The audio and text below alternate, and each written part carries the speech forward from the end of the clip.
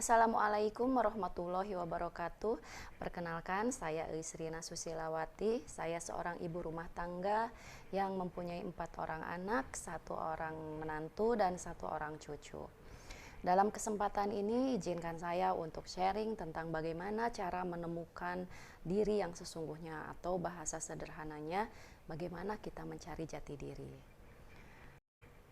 Dalam sebuah hadis, Rasulullah Shallallahu Alaihi Wasallam bersabda yang artinya, sebaik-baik wanita yang mengendarai unta adalah wanita saleh dari Quraisy, paling sayang pada anak di usia kecilnya dan paling menjaga suami dari apa yang dimilikinya.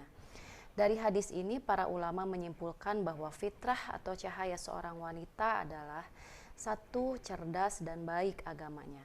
Seorang wanita hendaknya mampu menggali potensi atau kecerdasan dirinya, sehingga kecerdasan itu bisa bermanfaat untuk keluarga dan orang-orang di sekitarnya, dan paham juga dengan agamanya dengan baik, sehingga aktivitasnya selalu berada dalam bingkai agama.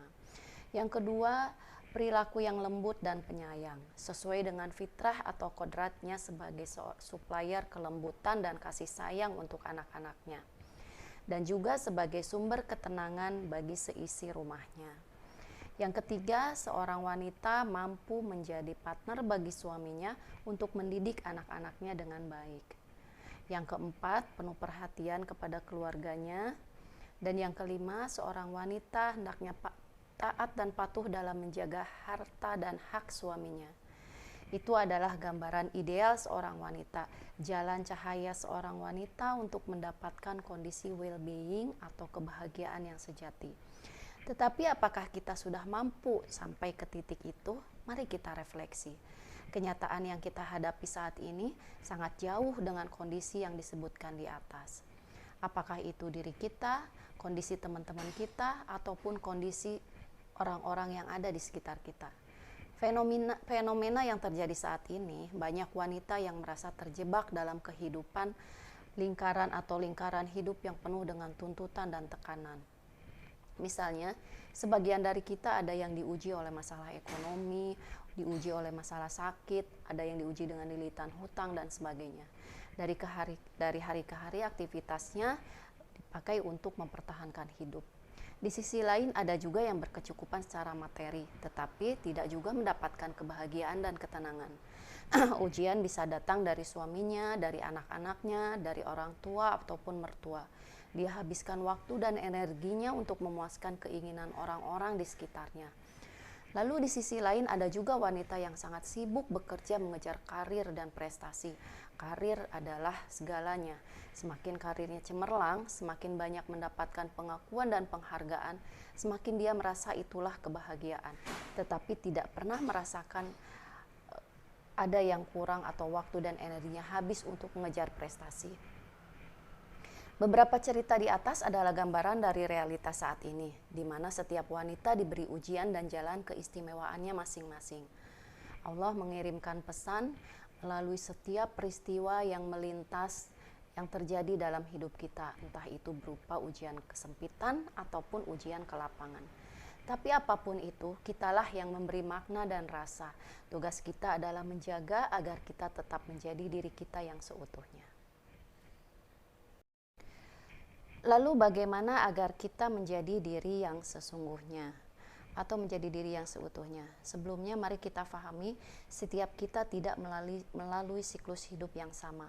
Kita mempunyai latar belakang yang berbeda-beda, maka jalan jihad kita pun tentu berbeda. Ada beberapa faktor yang membuat kita kehilangan koneksi dengan diri kita sendiri. Salah satunya yaitu terdapat cedera pola asuh pada masa pengasuhan. Saat masa pertumbuhan, terutama usia 0-5 tahun, ada beberapa hak yang tanpa sengaja diabaikan oleh orang tua, sehingga menimbulkan luka atau trauma yang terasa sampai saat ini. Luka emosi ini sebagian besar menjadi luka persepsi dan luka akidah. Banyak fitrah yang cedera, terutama jika fitrah spiritualnya cedera. Hal ini akan membuat seseorang hilang koneksi dengan dirinya dan hilang koneksi juga dengan Tuhannya. Yang kedua, tidak mempunyai figur ideal ayah atau ibu, ataupun keduanya. Orang tua yang tidak berperilaku dengan semestinya, atau orang tua yang tidak hadir ketika masa pertumbuhan kita membuat kita kehilangan sosok ideal sebagai panutan. Seorang ayah yang seharusnya memberi suplai ketangguhan dan seorang ibu yang seharusnya memberi suplai kelembutan tidak hadir sehingga jiwa kita terbentuk dengan sosok-sosok yang tidak baik. Ketika memasuki wilayah pernikahan, menjadi gagap untuk menempatkan diri dan berperan sebagai istri dan seorang ibu. Tidak mengenal potensi diri, nomor 3. Kurang mampunya mengenal potensi, kelebihan, ataupun kekurangan diri, cenderung mengalami kebingungan untuk melakukan aktivitas produktif yang bermanfaat. Yang keempat adalah ego strength yang lemah. Tidak hadirnya seorang ayah atau ibu akan menyebabkan seseorang memiliki ego yang lemah, sehingga mudah terbawa arus, tidak memiliki pendirian, dan mudah terseret kepada pergaulan yang merusak. Yang keempat, tidak mendapatkan lingkungan yang suportif. Lingkungan yang tidak suportif membentuk kebiasaan-kebiasaan yang buruk dan menambah pengalaman-pengalaman buruk, membuat kita atau seseorang sulit untuk mengembangkan dirinya. Beberapa faktor di atas menjadi penyebab hilangnya koneksi dengan diri kita sendiri, yang mengakibatkan kita tidak merasa bahagia. Seseorang yang tidak terkoneksi dengan dirinya senantiasa selalu merasa ada yang kurang atau tidak bisa menikmati hidup dan cenderung gelisah. Lalu yang kedua, sering mengabaikan kata hati dan mengabaikan kenyataan atau denial. Berusaha mengabaikan terhadap sinyal atau emosi yang ada di dalam hati karena tidak berani menghadapi kenyataan, tidak mau merasakan ketidaknyamanan, dan merasa takut untuk menghadapi kenyataan. Yang ketiga, rentan terhadap stres. Seseorang yang tidak menjadi dirinya sendiri sangat rentan terhadap stimulus atau kejadian dari luar dirinya. Tidak mampu mengolah informasi sehingga setiap kejadian atau pengalaman buruk dimaknai dengan negatif.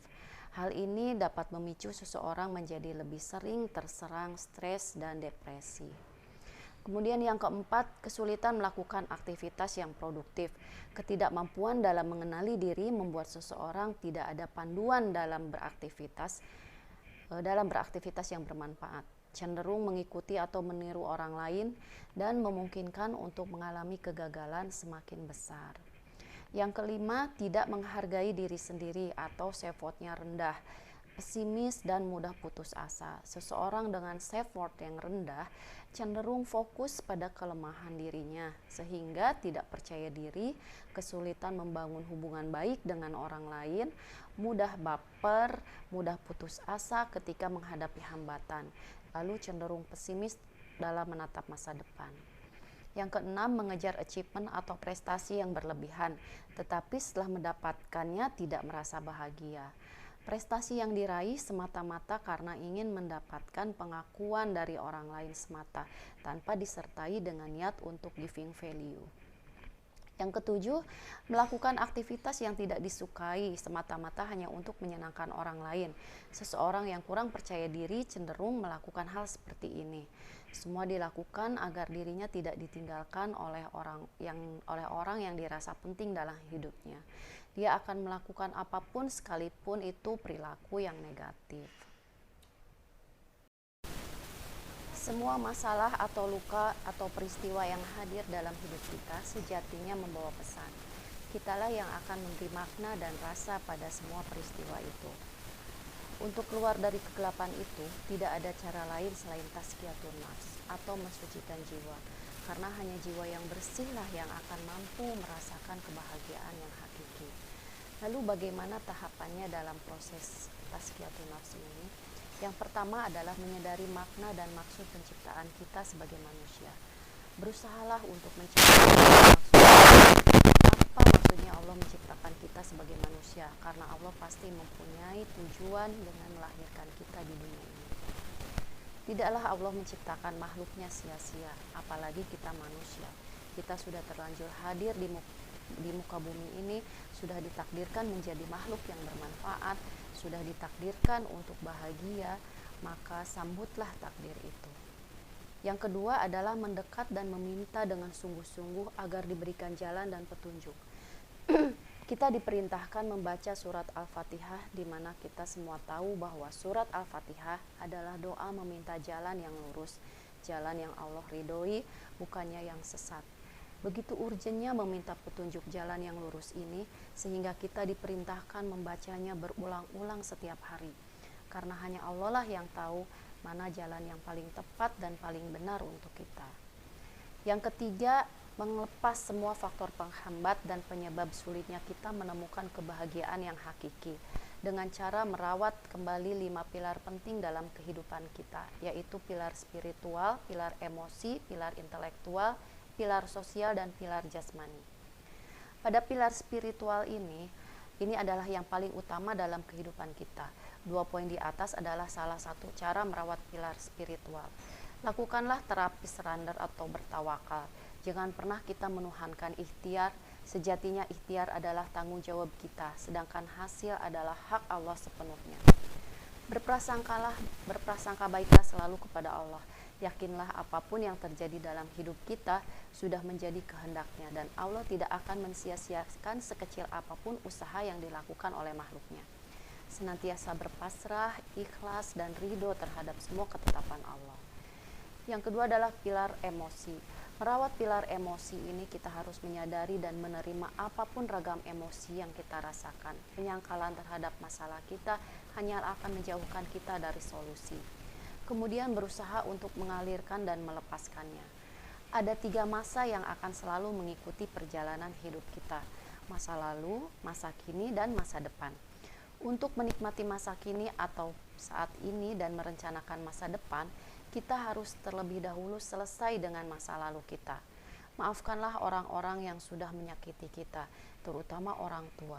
Meminta maaflah jika mereka masih ada, dan tingkatkan kualitas hubungan dengan orang tua. Lakukanlah perbaikan, jujurlah apa adanya. Meminta maaflah jika pernah melakukan kesalahan pada siapapun di masa lalu. Perbaiki hubungan dengan mereka jika sudah terlanjur rusak. Maafkan suami, maafkan anak-anak kita dengan ikhlas, perbaiki juga hubungan kita dengan mereka. Jalankan peran kita sebagai istri dan ibu dengan penuh bahagia. Lalu lakukan terapi pemaafan setiap hari, minta maaflah pada diri sendiri jika selama ini kita terlalu sering mengabaikan kebutuhan-kebutuhan diri sendiri. Sayangi dan rawat fitrah emosi ini agar kita memiliki jiwa yang sehat. Tanpa jiwa yang sehat akan sulit untuk kita menjalankan tugas dan peran yang sudah Allah amanahkan kepada kita. Lalu pilar intelektual. Tanpa menambah wawasan akan sulit kita untuk bertumbuh. Tambahlah wawasan kita dengan membaca buku, ikut seminar, ikut pelatihan, ikut kajian. Raihlah ilmu yang bermanfaat yang sesuai dengan kebutuhan kita untuk meningkatkan kualitas diri kita dan disesuaikan dengan peran kita saat ini. Misalnya saat ini kita berwirausaha, bacalah buku, ikut seminar tentang wirausaha. Jika saat ini sebagai pendidik atau guru, tambahlah wawasan yang akan membuat kinerja kita semakin berkualitas, dan lain sebagainya. Lalu pilar sosial. Sebagai manusia kita diciptakan sebagai makhluk sosial. Sepanjang hidup kita pasti membutuhkan orang lain, dan kita pun harus mampu berkontribusi untuk kebaikan lingkungan. Perbaiki hubungan dengan lingkaran terdalam dari kita seperti pasangan, anak, orang tua, lalu lingkaran setelah itu seperti tetangga, saudara, kerabat, sahabat, dan lain-lain. Pererat jalinan silaturahminya dan ciptakan lingkungan yang saling support. Ikutlah komunitas yang sesuai dengan kebutuhan kita. Lalu yang terakhir adalah pilar jasmani. Tanpa tubuh yang sehat akan sulit buat kita untuk melakukan aktivitas yang produktif. Kita dilahirkan dalam keadaan sehat. Usahakanlah ketika kita berpulang pun dalam keadaan tubuh yang sehat pula. Rawatlah tubuh kita dengan makanan-makanan yang halal dan baik, olahraga yang cukup minimal 30 menit per hari, berjemur setiap hari minimal kalau bisa 30 menit juga, tidur yang cukup, minum air putih yang cukup sesuai dengan kebutuhan kita. Niatkan untuk menjaga pemberian Allah yang berharga ini dengan sebaik-baiknya. Jika saat ini kita diuji dengan ujian sakit, teruslah semangat dan berikhtiar untuk sembuh. Lakukan ikhtiar yang terbaik sesuai dengan kemampuan kita. Tetap berprasangka baik kepada Allah, hadapi rasa sakit ini dengan ikhlas dan ridho sebagai jalan untuk menggugurkan dosa-dosa kita. Lalu tazkiyatun nafs yang keempat adalah mengevaluasi dan men-tracking hidup kita. Saat ini kita ada di posisi yang mana? Syukuri semua kebahagiaan yang sudah Allah berikan kepada kita. Apakah itu kompetensi, apakah itu bakat ataupun sumber daya. Minta Allah memampukan kita untuk bersyukur dan mampu memanfaatkan potensi itu untuk kebermanfaatan. Lalu buatlah catatan sederhana, baik itu bisa berupa mind mapping atau catatan sederhana lainnya tentang keahlian atau kemampuan apa yang kita miliki saat ini, apa bakat kita, dan untuk mengetahui bakat kita bisa menggunakan alat tes atau assessment sendiri. Lalu kita punya sumber daya apa, lalu kita rencanakan semua itu sesuatu yang sudah kita miliki sekarang, lalu kita ramu bagaimana cara memanfaatkannya sehingga bisa membantu kita untuk bertumbuh. Lakukan dari hal yang paling sederhana dan yang paling kita bisa. Kuncinya itu cuma satu, kerjakan. Karena setiap ide tidak akan kelihatan utuh, akan kelihatan utuh setelah kita eksekusi. Yang kelima adalah menemukan misi hidup. Lakukan dengan sungguh-sungguh, niat untuk bersyukur kepada Allah, niatkan untuk menolong orang lain dan berorientasi hanya kepada Allah. Sesungguhnya wanita yang sudah menikah mempunyai misi atau tugas utama sebagai seorang istri dan seorang ibu. Misi hidup seorang istri adalah membantu dan mendukung misi hidup suaminya. Di dalamnya membantu suaminya dalam mendidik anaknya, menjaga harta suaminya, berbakti kepada orang tuanya, berbuat baik kepada saudara-saudaranya, dan membantu suaminya dalam menebarkan manfaat kepada masyarakat sekitarnya dalam rangka menolong agama Allah dan melakukan perubahan ke arah yang lebih baik. Sekecil apapun peran kita, yakinlah bahwa kita sedang terhubung dengan sesuatu yang besar, terhubung dengan sesuatu rencana yang besar. Syukuri dan hargai itu setiap progres yang kita lakukan setiap hari. Pada akhirnya yang membawa kita kepada kebahagiaan sejati adalah ketika kita mampu memberi manfaat untuk orang lain, terutama kita mampu memberi manfaat kepada end user kita, yaitu pasangan dan anak-anak kita. Sebagai bukti kebersyukuran atas anugerah yang telah Allah berikan kepada kita. Selalu libatkan Allah dalam setiap langkah dan ikhtiar kita. Semoga Allah selalu menjaga dan memberi kekuatan kepada kita. Amin ya robbal alamin. Demikianlah season sharing dari saya. Mohon maaf apabila ada kekurangan. Wassalamualaikum warahmatullahi wabarakatuh.